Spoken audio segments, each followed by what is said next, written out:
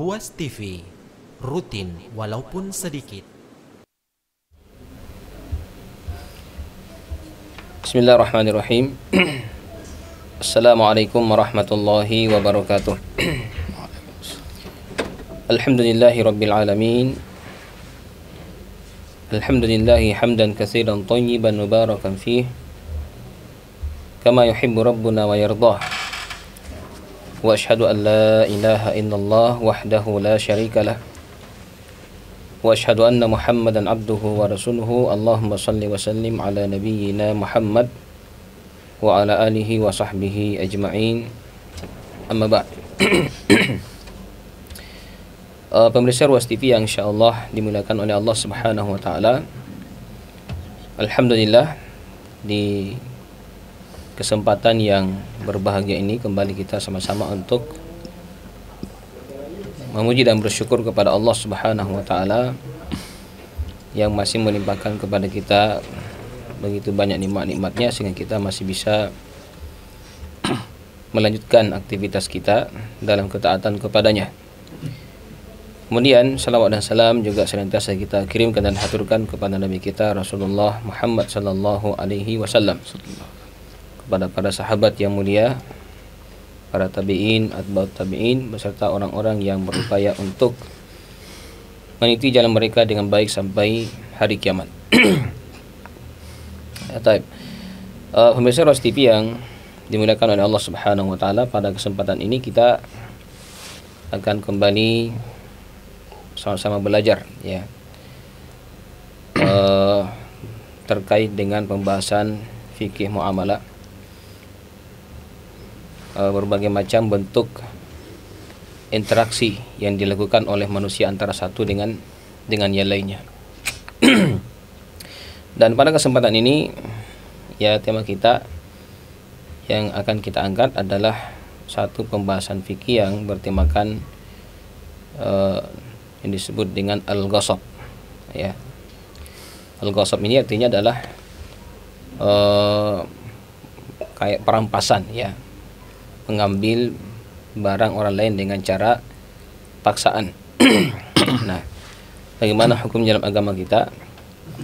Maka insyaallah pada kesempatan ini kembali kita akan dibersamai oleh Ustadz kita, Ustadz Dr. Roni Mahmudin LC MPDI, akan menjelaskan secara mendetail dan lebih mendalam lagi berkaitan dengan hukum-hukum ghasab dalam Islam ya.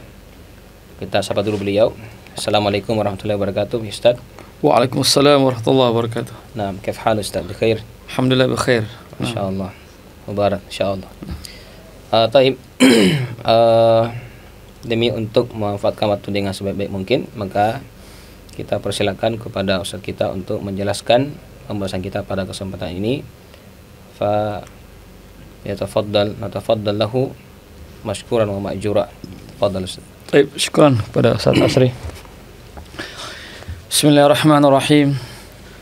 Assalamualaikum warahmatullahi wabarakatuh. Waalaikumsalam warahmatullahi wabarakatuh. Alhamdulillahi rabbil alamin, wal aqibatu lil muttaqin, wala udwana illa 'alal zalimin. Wassalatu wassalamu ala asyrafil anbiya'i wal mursalin, nabiyyina Muhammadin wa ala alihi wa sahbihi ajma'in. Amma ba'd. Pemirsa Ruas TV yang dimuliakan Allah Subhanahu wa taala, kembali kita senantiasa memuji Allah Subhanahu wa taala dan bersyukur kepadanya atas segala limpahan rahmat dan hidayahnya, sehingga pada hari ini kita tetap diberikan hidayah, taufik, kesehatan dan kesempatan untuk bersua kembali dalam program atau segmen fikih muamalah di channel kita yang tercinta ini. Salawat dan salam senantiasa kita kirimkan kepada junjungan kita Nabiullah Muhammad sallallahu alaihi wasallam beserta keluarga dan para sahabatnya, para pengikutnya yang tetap setia berpegang teguh kepada sunnah-sunnah beliau dan para sahabatnya hingga hari kiamat kelak. Amin ya rabbal alamin. Pemirsa Ruas TV rahimakumullah, insyaallah pada pertemuan kita kali ini kami akan membahas atau mengkaji fikih atau hukum seputar gosop atau perampasan barang milik atau penguasaan terhadap milik atau barang orang lain. Baiklah, kita langsung saja lihat di layar kaca kita. Ya, hukum gosop atau hukum merampas. Al-gosop atau merampas atau perampasan secara bahasa adalah mengambil sesuatu secara zalim. Ya, mengambil sesuatu secara zalim. Adapun secara istilah, gosop adalah penguasaan atas harta atau barang orang lain secara paksa dengan cara zalim, ya, atau penguasaan atas harta orang lain atau barang milik orang lain ya secara paksa atau dengan cara kezoliman. Ya, itulah yang disebut dengan al-gosop. Ya. Adapun kalau menguasai barang orang lain tidak dengan cara kezoliman, ya, maka itu tidak mengapa. Seperti misalnya seorang wakil, dia berkuasa atas harta anak yatim. Maksudnya wakil ini, ya, atau wali dari anak yatim ini memiliki hak untuk mengatur harta anak yatim. Ya, penguasaan terhadap harta anak yatim ini tidak dikatakan gosop, tetapi dia dikatakan sebagai perwakilan. Ya. Atau penguasaan terhadap harta orang yang bangkrut itu tidak dikatakan sebagai gosop, karena orang yang bangkrut itu berhak untuk dikuasai hartanya agar dia tidak mempergunakan hartanya itu ke hal-hal yang merugikan para piutang. Ya, itu. Jadi singkat cerita bahwasanya gosop itu adalah penguasaan, ya, atas harta terhadap harta orang lain dengan cara yang tidak hak atau secara zalim. Kemudian macam-macam gosop, ya, macam-macam penggosopan atau macam-macam perampasan barang. Ulama kita membagi menjadi dua. Ada gosop atau merampas barang yang bergerak, ya, yang disebut dengan barang yang bergerak. Ada juga perampasan barang yang tidak bergerak. Contoh perampasan barang yang bergerak, contohnya misalnya seseorang atau sekelompok orang yang menguasai orang lain dan mengambil uangnya atau hartanya atau mengambil mobilnya atau barang-barangnya atau yang semisalnya secara paksa. Ya, jadi uang, mobil, ya, itu dikatakan sebagai barang yang bergerak. Barang yang bergerak. Jadi jika ada seorang atau sekelompok orang menguasai barang orang lain seperti handphonenya misalnya, uangnya, mobilnya, ya, atau yang semisalnya yang barang itu dikategorikan barang yang bisa berpindah atau bergerak, maka ini dinamakan gosop, itu perampasan terhadap barang yang bergerak. Yang kedua, ada yang disebut dengan gosop atau perampasan barang yang tidak bergerak, yang tidak bisa dipindahkan. Contohnya seseorang atau kelompok orang, ya, sekelompok orang menguasai orang lain ketika ia sedang berada di tanahnya atau di rumahnya. Lalu mengeluarkan pemilik tanah atau rumah tersebut dan berkata, tidak ada tanah bagimu, tidak ada rumah bagimu, meskipun orang tersebut atau orang yang merampas itu tidak masuk ke dalam rumah. Ya, ini juga dikatakan sebagai perampasan terhadap barang yang tidak bergerak, karena rumah dan tanah itu adalah barang yang tidak bergerak atau yang tidak bisa dipindahkan. Ya, ini termasuk contoh ini yang kami sebutkan tadi, termasuk contoh perampasan barang atau milik orang lain yang dikategorikan barang yang tidak bergerak seperti tanah ataupun rumah. Ya, hukum gosop. Apa hukum gosop itu? Tentu hukum gosop itu adalah diharamkan dalam syariat Islam. Jadi menguasai barang orang lain, harta orang lain secara zalim, ya, tanpa hak, tentu itu adalah diharamkan dalam syariat Islam. Sebagaimana berdasarkan dalil Al-Quran dalam surah Al-Baqarah ayat 188, wala ta'kulu amwalakum bainakum bil batil, dan janganlah kalian memakan harta-harta kalian di antara kalian secara batil, ya, secara zalim. Ya, jadi gosop itu ada termasuk memakan, ya, atau menguasai harta orang lain secara batil atau secara zalim, dan itu dilarang, dan larangan tentunya menunjukkan satu pengharaman. Begitu juga dalam surah Al-Kahfi ayat 79, dalil tentang diharamkannya penggosopan. Amma safinatu fakanat limasakina ya'maluna fil bahri fa aradtu an aibaha wa kana wara'ahum malik ya'khudhu kulla safinatin ghasba. Ya, jadi di sini ada kata-kata gosop, ya, disebutkan dalam surah Al-Kahfi ini ayat 79. Ya,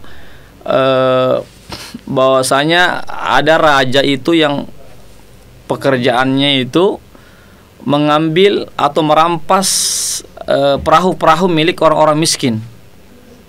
Ya, perahu-perahu milik orang miskin yang mereka rampas, ya, yang mereka kuasai secara zalim atau secara tidak berasakan sesuai dengan haknya. Ya. Jadi di sini menunjukkan kata-kata gosop disebutkan di dalam Al-Quran, ya, yaitu pada surah Al-Kahfi ayat 79.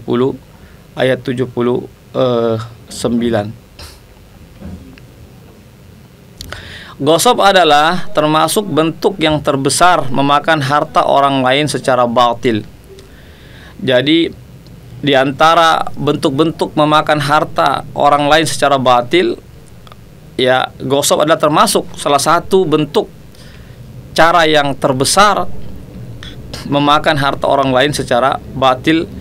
Di antaranya adalah gosop, ya, merampas barang milik orang lain secara batil.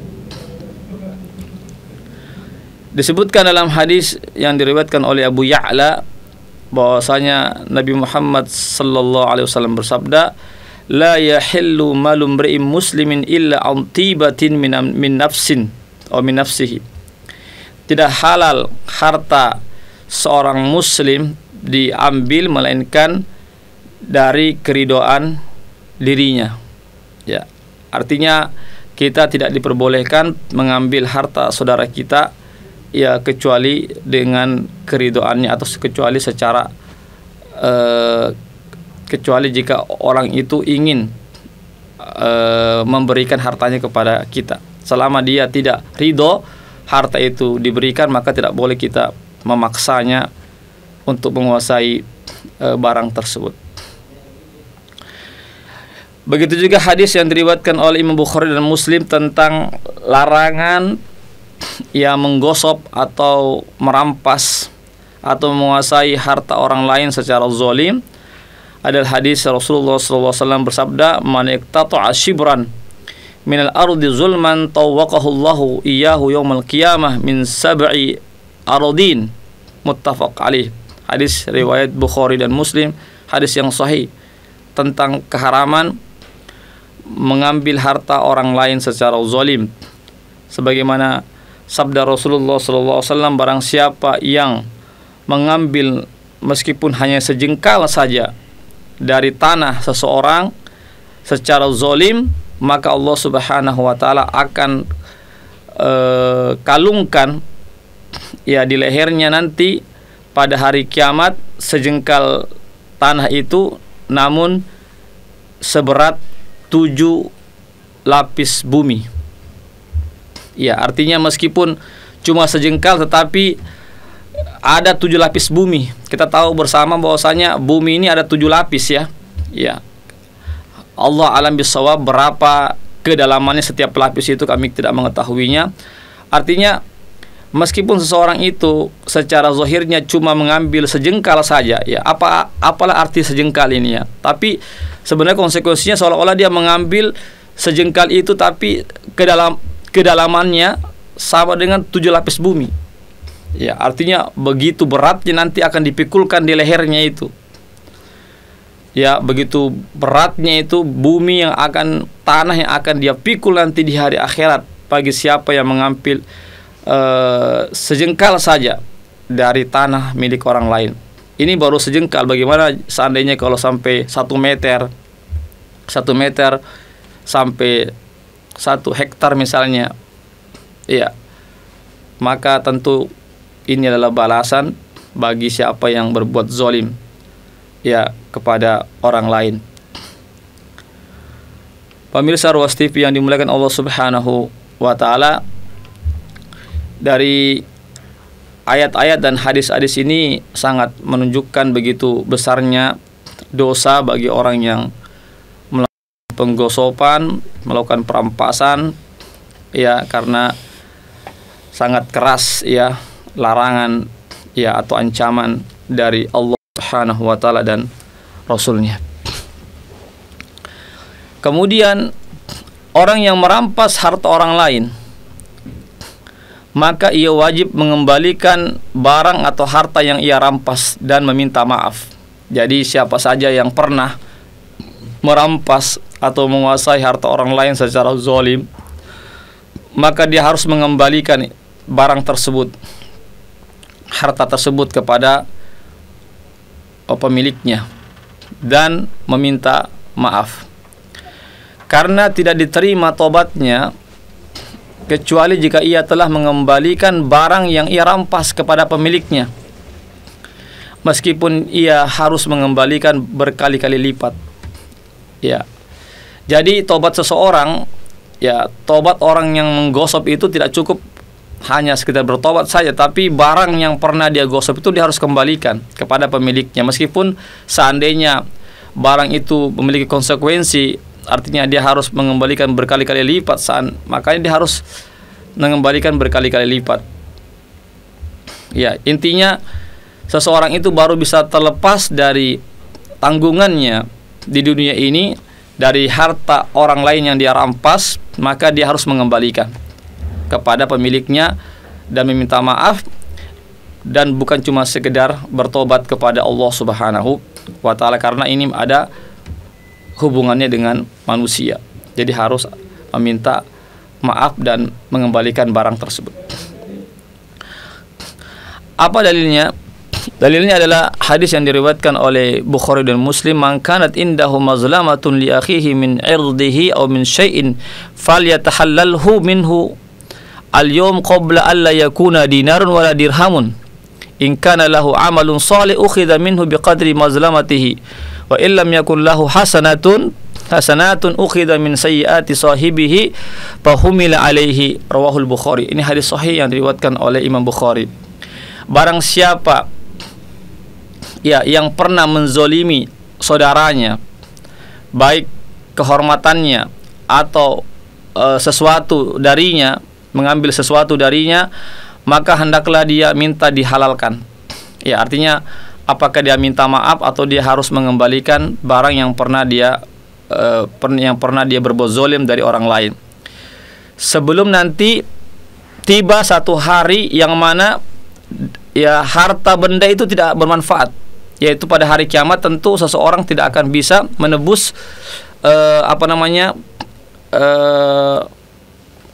menebus siksaan dari Allah Subhanahu wa taala dengan harta-hartanya, tidak akan bisa nanti. Ya, artinya harta benda tidak akan bermanfaat nanti di hadapan Allah tatkala seseorang itu berhak mendapatkan hukuman dari Allah Subhanahu wa taala. In kana lahu amalun saleh, jika seseorang itu memiliki amal soleh, jika orang yang berbuat zalim itu memiliki amal soleh, maka amal solehnya akan diambil sesuai dengan kadar kezolimannya terhadap orang lain. Dan jika dia tidak memiliki amal soleh atau amal solehnya sudah habis, maka dosa-dosa orang yang pernah dia zolimi itu di dunia itu ditransfer ke dia. Ya, ditransfer, dipindahkan ke dia. Ya, ini satu warning yang sangat, peringatan yang sangat keras dari Rasulullah SAW bagi siapa saja yang melakukan kezoliman terhadap orang lain, termasuk kezoliman dalam merampas atau menguasai barang harta milik orang lain secara tanpa hak atau secara zolim. Ya. Jadi oleh karena itulah para pemirsa Ruas TV yang dimuliakan Allah Subhanahu wa taala, hendaklah kita berhati-hati terhadap perkara ini, jangan sampai kita jatuh dalam melakukan perbuatan kezoliman terhadap orang lain, termasuk dalam masalah merampas atau menguasai barang milik orang lain. Contoh misalnya, ya, jika seseorang merampas kayu milik orang lain, lalu ia membuat pintu-pintu dari kayu tersebut, maka ia wajib mengembalikan kayu tersebut yang sudah jadi pintu. Ia pun rugi 2 kali lipat. Ini yang tadi kami katakan, meskipun ia harus mengembalikan berkali-kali lipat, 2 kali lipat atau 3 kali lipat. Misalnya dia hanya mengambil kayu, lalu kayu itu dia buat misalnya rumah, misalnya kayu itu dia buat kursi atau pintu atau jendela atau apa saja, maka konsekuensinya maka dia harus mengembalikan kursi-kursi tersebut, ya, kayu-kayu yang sudah menjadi kursi itu. Di sini dia tentu akan mengalami kerugian yang berkali lipat. Pertama, dia sudah ongkos tenaga terkuras, yang kedua ongkos biaya juga mengubah, membuat dari kayu menjadi kursi, menjadi tempat tidur dan seterusnya. Namun demikian dia harus mengembalikan semuanya itu. Ya, kalau tidak maka tobatnya tidak akan diterima oleh Allah Subhanahu wa taala. Kemudian orang yang merampas harta atau barang milik orang lain, maka ia berkewajiban mengembalikan jika ada yang kurang atau membayar ongkos barang tersebut selama barang tersebut ada sama dia. Ya. Jadi jika misalnya ada seseorang itu merampas sesuatu barang milik orang lain, lalu barang itu menjadi cacat misalnya, maka dia harus, ya, mengembalikan barang itu secara utuh atau menutupi barang itu, ya, konsekuensinya membayar kecacatan yang ada pada barang itu dengan mengembalikan barang yang ada, ya,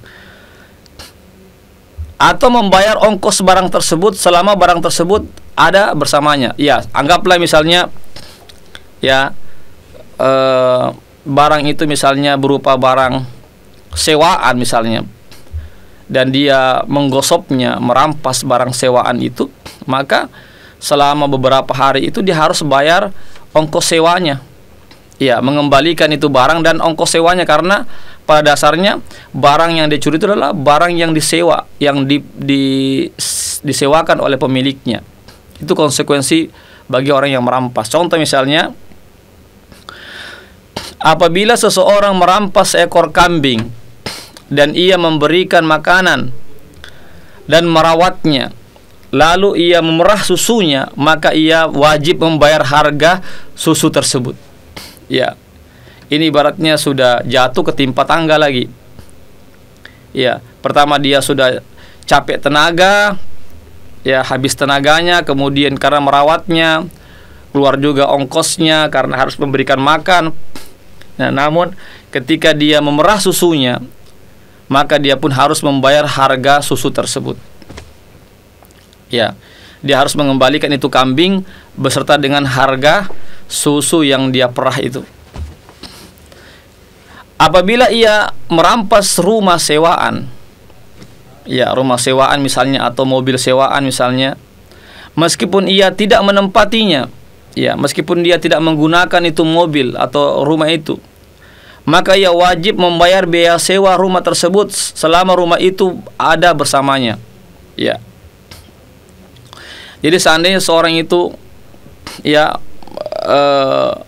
merampas ya rumah sewaan orang lain atau mobil sewaan orang lain, dan mobil itu disewakan, rumah itu disewakan dan dia rampas, maka konsekuensinya selama beberapa hari itu, ya karena ini adalah barang sewaan, maka dia harus membayar ongkos sewanya juga. Bukan cuma sekedar mengembalikan barangnya, tapi dengan ongkos sewanya juga.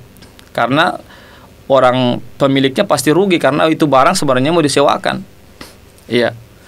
Oleh karena konsekuensinya dia harus mengembalikan barang tersebut dengan harga-harga sewanya itu. Orang yang merampas barang atau harta milik orang lain, maka ia wajib menggantinya seandainya barang atau harta yang ia rampas tersebut rusak atau hilang. Ya, ini juga. Ketika dia merampas barang orang lain, menguasainya, qadarullah misalnya barang itu rusak atau hilang, maka dia harus mengembalikannya, harus ganti rugi. Dan jika barang atau harta yang ia rampas tersebut berkembang atau bertambah, maka ia wajib mengembalikan tambahannya. Contoh misalnya apabila seseorang merampas kambing, lalu kambing itu melahirkan anak, ya, lalu seekor kambing itu pun melahirkan anak, maka orang yang merampas kambing tersebut wajib mengembalikan kambing beserta anak-anaknya, ya, karena ini adalah benda yang berkembang biak, ya, hewan yang berkembang biak, maka dia harus mengembalikan kambing tersebut, induknya beserta dengan anak-anaknya. Apabila barang yang dirampas berupa tanah, lalu yang merampas menanaminya atau membangun bangunan di atasnya, maka ia wajib mencabut tanaman tersebut atau meruntuhkan bangunan tersebut. Sebagaimana hadis Nabi, tidak ada hak bagi orang yang zalim. Tidak ada sedikit pun hak bagi orang yang berbuat zalim. Hadis riwayat Abu Daud.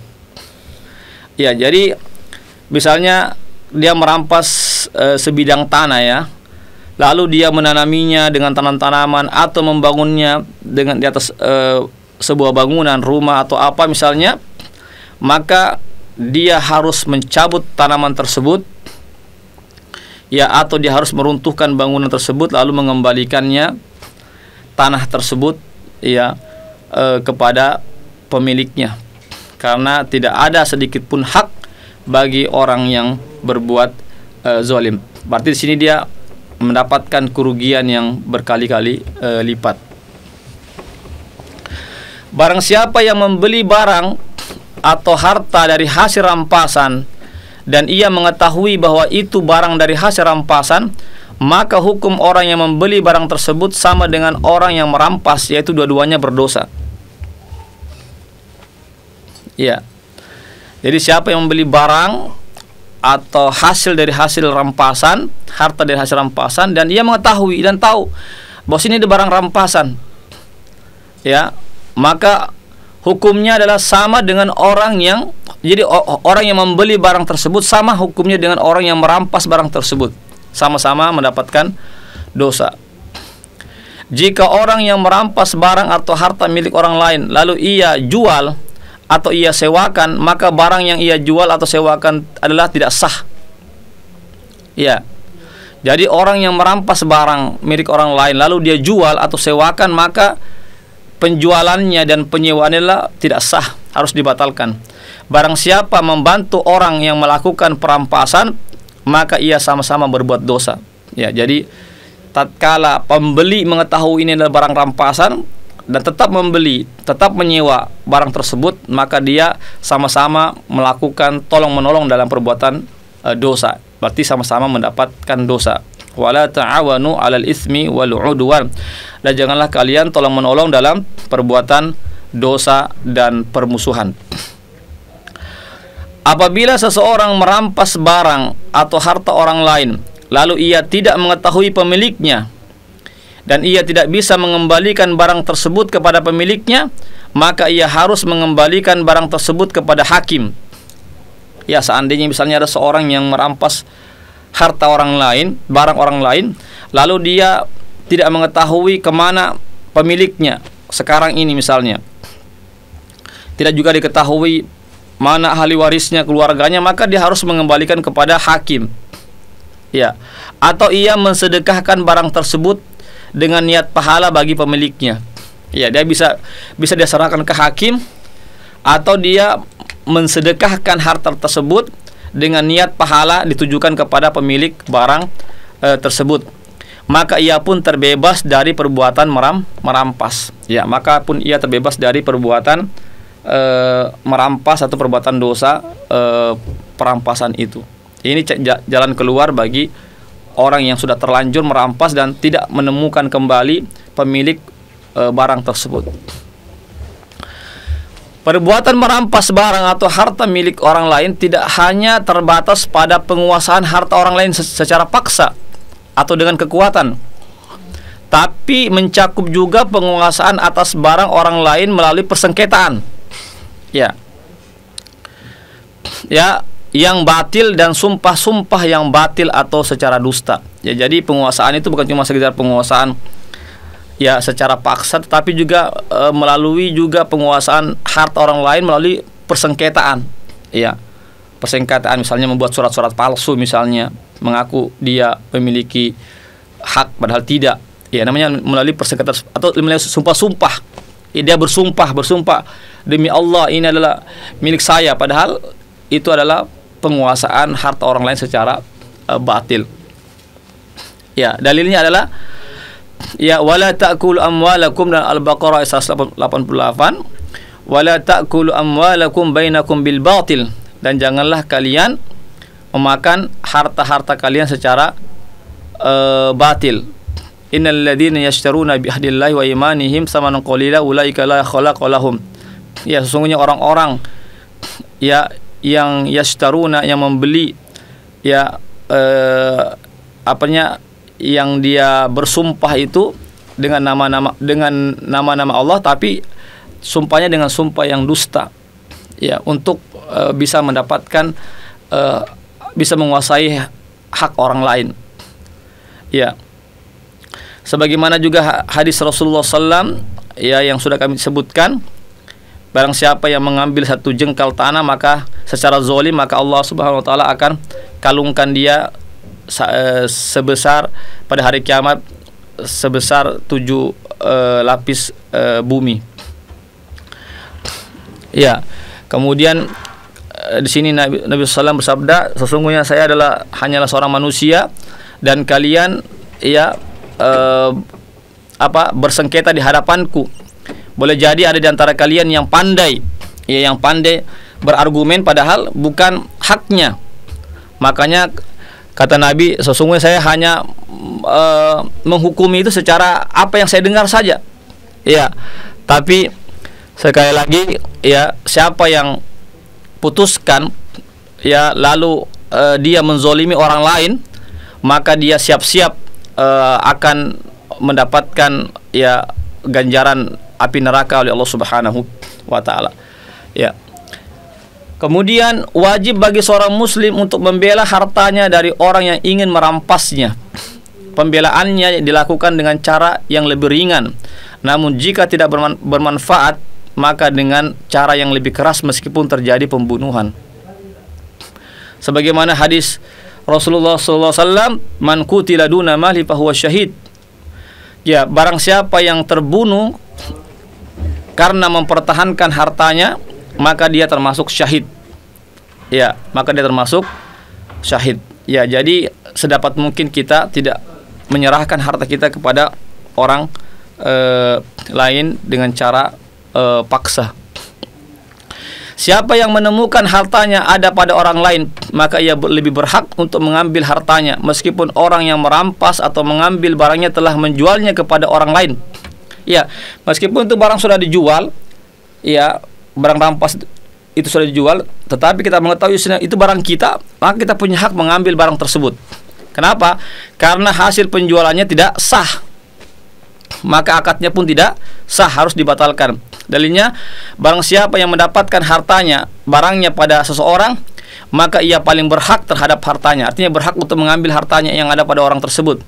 Orang yang membeli barang tersebut meminta kembali uangnya kepada orang yang menjualnya. Ini hadis riwayat Nasai. Jadi orang yang membeli barang rampasan, dia punya hak untuk mengambil, meminta kembali uang yang dia serahkan, yang dia bayar kepada orang yang menjual barang rampasan tersebut. Ini hadis riwayat An-Nasai. Sekian, walhamdulillah. Ya, demikian ya terkait penjelasan hukum seputar merampas atau menguasai harta orang lain secara tidak hak. Ya, demikian. Baik. Masya Allah, syukran wa jazakumullah khairan Ustaz atas pemaparan yang luar biasa ini berkaitan dengan hukum-hukum perampasan harta dalam Islam. Ya, tentunya karena ini merupakan salah satu bentuk kezaliman ya dari seorang hamba ketika dia merampas dan mengambil harta orang lain secara paksa. Maka tentunya dalam agama kita juga memberikan konsekuensi yang berat ya kepada para pelaku daripada perampasan harta ini. Jadi ini beberapa hal yang telah disampaikan oleh beliau, apa saja yang harus dilakukan ketika sudah bertobat ya. Biasanya ada orang yang terlanjur sudah merampas harta orang lain kemudian bertobat kepada Allah Subhanahu wa taala. Itu tidak cukup hanya dengan bertobat begitu saja lalu melupakan hak orang yang dia ambil barangnya, tapi dia harus di samping dia bertobat kepada Allah Subhanahu wa taala, maka dia juga harus mengembalikan hak orang yang telah diambil dengan secara paksa. Berkaitan dengan gosip ini, apakah ini Ustaz, kalau kita lihat gambarnya kan itu ada beberapa bentuk mengambil hak atau milik orang lain yang merupakan bentuk jarimah ya, tindakan kriminal. Dalam agama kita kan dibedakan, ada yang syarikah ya, mengambil dengan cara yang tidak benar, itu dengan mencuri ya, ada yang mencuri, ada yang merampok kayak tadi apa ya qata'ut thariq ya, ada juga yang ya kalau seperti sekarang ini ada lagi yang mengambil dengan cara apa disebutnya korupsi ya. Nah, kira-kira itu memiliki perbedaan hukum bagaimana Ustaz? Dan konsekuensinya itu bagaimana kira-kira? Ya. Ya, kalau al-ghasab ini ya dia tidak dikatakan sebagai pencuri ya. Ya, tentu memiliki dalam hukum Islam ya. Dalam hukum Islam tentu memiliki perbedaan hukum. Ya, kalau mencuri itu as-sariqah jelas disebutkan di dalam Al-Quran ya, yaitu jika cukup nisabnya ya, dalam hadis disebutkan ya, maka dia dipotong tangannya ya. Adapun al-ghasab ini dia tidak digolongkan sebagai pencurian, maka dia tidak dipotong tangannya, tetapi dia masuk dalam hukuman kembali kepada pemerintah yang menetapkan, namanya hukum ta'zir nanti. Ya, hukum ta'zir dia. Apakah di penjara misalnya, apakah dia hukum cambuk misalnya, beberapa cambukan ya. Dia tidak masuk dalam kategori pencurian ya, begitu. Tapi tetap ada hukuman ya, tetap ada hukuman, dan hukuman ini dikembalikan kepada pemerintah yang akan menetapkannya itu. Ya, begitu juga korupsi juga tidak dikatakan sebagai pencurian ya. Ya, meskipun juga sebenarnya korupsi juga pencurian. Ya, tetapi kalau kita melihat definisi ulama tentang pencurian itu tidak masuk itu korupsi. Tapi tetap ada hukumannya. Ya, hukumannya dikembalikan kepada ijtihad daripada pemerintah. Apakah dengan hukuman penjara misalnya, atau hukuman yang lainnya. Ya, Allah alim bisawab. Ya. Jadi tindakan mengambil harta orang lain itu dalam agama kita itu dibeda-bedakan ya, antara satu dengan yang lain, dan juga tidak memiliki konsekuensi hukum yang sama. Jadi ada yang memang sudah secara paten dijelaskan dalam Al-Quran seperti tadi disebutkan Ustaz kita, mencuri misalnya itu sudah jelas ya, sudah paten hukum dalam Al-Quran ketika mencapai nisab ya, terpenuhi syarat dan hilang semua penghalang-penghalang, maka akan dipotong tangannya dalam Islam seperti itu. Adapun yang lainnya ya, ketika mengambil harta orang lain kemudian didapatkan ya dan diadili oleh hakim misalnya, maka ketentuan hukuman yang diberikan kepadanya itu dikembalikan kepada istihad hakim atau istihad daripada al-qadhi atau pemerintah ketika itu yang menetapkan hukum. Taib. Kemudian berkaitan dengan tadi masalah korupsi misalnya Ustaz ini, apakah memang seandainya pemerintah misalnya menetapkan bahwasanya siapa yang melakukan korupsi dalam batas hitungan tertentu, jumlah tertentu, itu bisa sampai pada hukuman mati misalnya sebagai bentuk takzir, apakah itu dibolehkan dalam agama kita? Iya.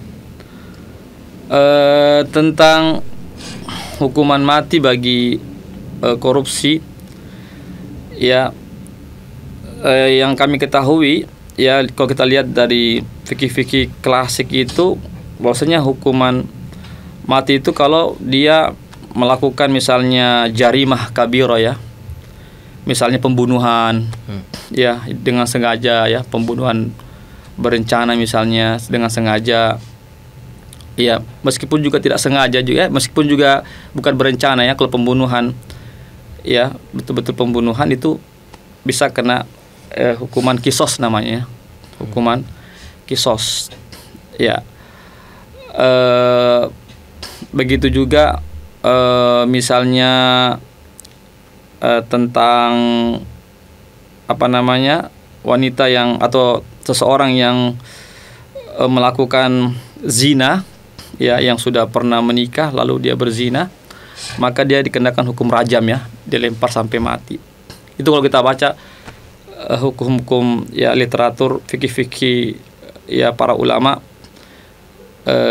Sama juga dengan perampokan ya, yang perampokan yang bersenjata itu yang dikenal dengan apa namanya ya, Hirabah. Iya, al-hirabah itu ya, itu karena dia sudah melakukan ya pembunuhan ya, bukan cuma sekedar mengambil harta orang lain, tapi melakukan teror ya, melakukan apa namanya, sehingga masyarakat menjadi cemas dan seterusnya.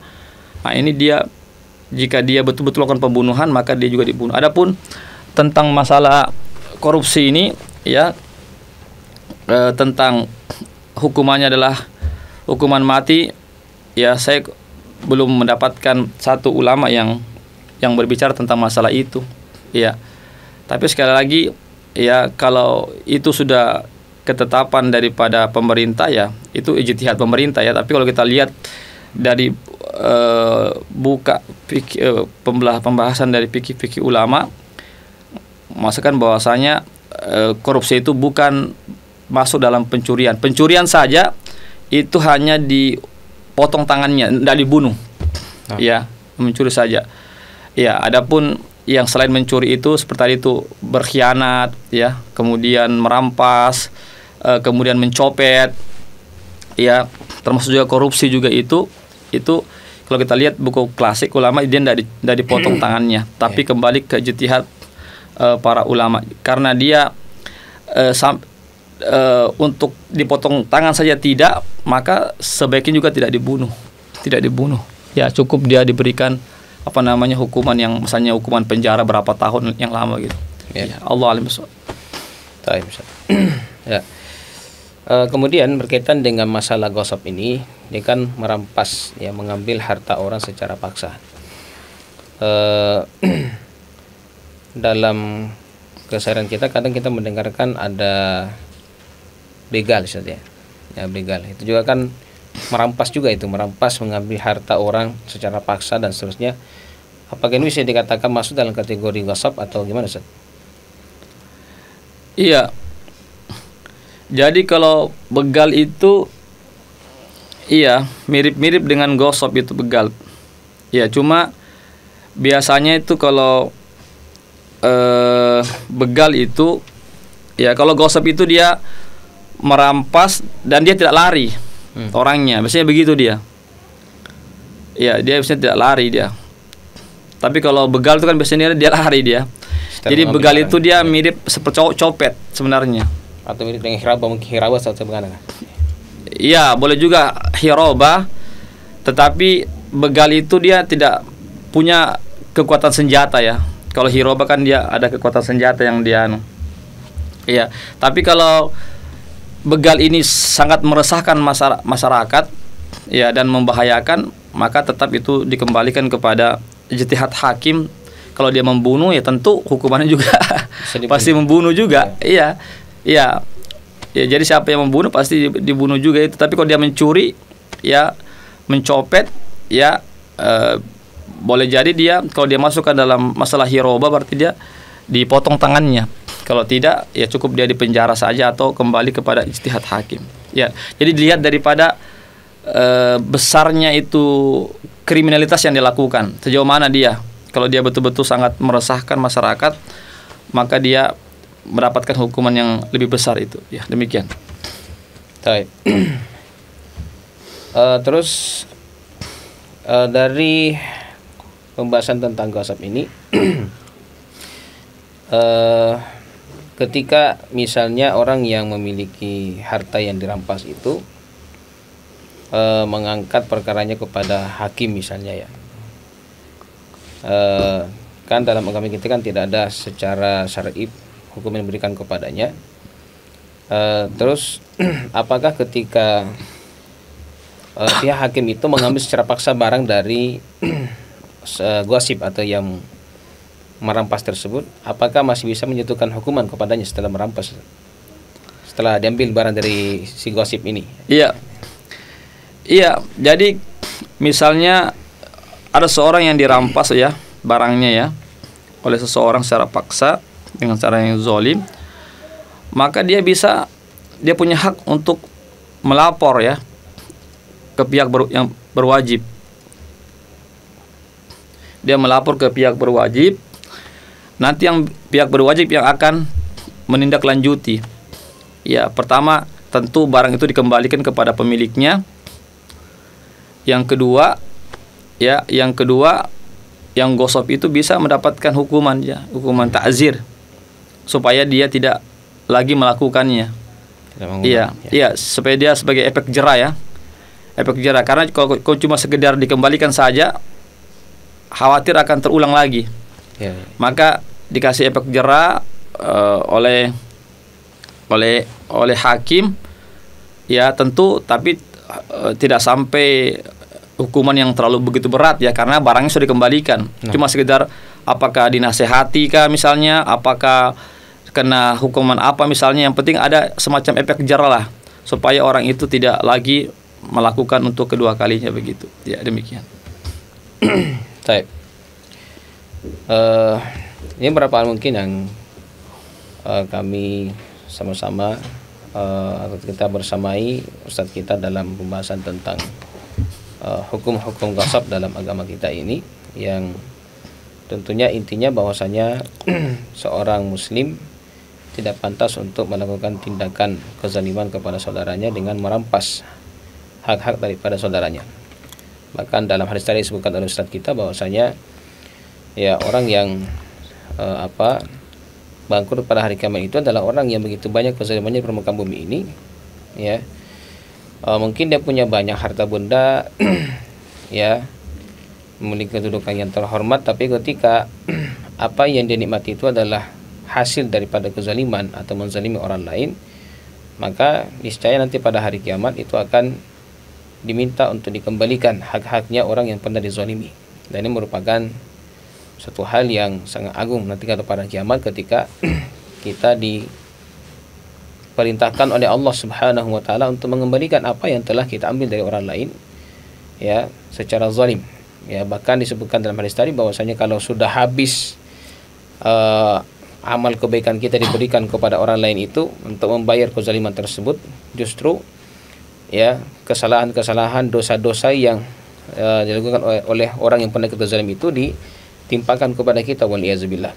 Ini luar biasa. Ini betul-betul adalah bentuk kerugian yang luar biasa yang dihadapi oleh seorang hamba. Maka hendaknya seorang hamba pada hari ini ya tentunya ketika kita merasa memiliki ada mungkin ya hak-hak orang lain yang pernah kita zalimi, kita ambil ya baik secara paksa atau mungkin diam-diam dan seterusnya, maka selama kita masih punya kesempatan untuk bertobat kepada Allah dan mengembalikan hak tersebut, maka mari kita kembalikan kepada orang yang memiliki hak tersebut, supaya nanti di akhirat kita lepas dan bebas dari tuntutan-tuntutan kezaliman yang pernah kita lakukan kepada orang lain. Ya, saya kira itu aja karena waktu juga sudah membatasi kita. Mudah-mudahan apa yang disampaikan oleh Ustadz kita, Ustadz Dr. Roni Mahmudin, yang memberikan pencerahan luar biasa kepada kita dan kami doakan beliau ya, mudah-mudahan Allah Subhanahu wa taala dengan muhadarah ini ya ja'alahullahu fi mizani hasanatihi yaumal qiyamati yauma la yanfa'u malun wala banun illa man atallaha biqalbin salim. Demikian kami mohon undur diri dari layar YouTube Anda. Mudah-mudahan sekali lagi kita diberikan taufik, kemudahan oleh Allah Subhanahu wa taala. Subhanakallahumma bihamdik asyhadu an la ilaha illa anta astaghfiruka wa atubu ilaik. Wa akhiru da'wana alhamdulillahi rabbil alamin. Assalamualaikum warahmatullahi wabarakatuh.